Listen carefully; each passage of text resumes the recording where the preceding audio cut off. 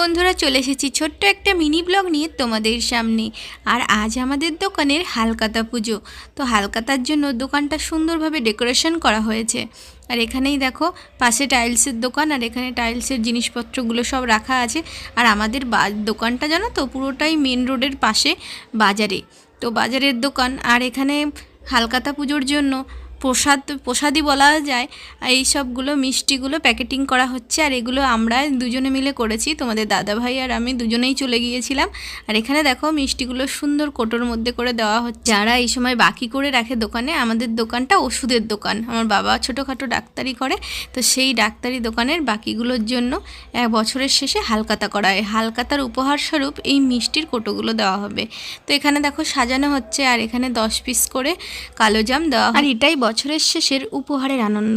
আজ তাহলে এই পর্যন্ত, দেখা হচ্ছে অন্য একটি মিনি ব্লগের সঙ্গে। টাটা।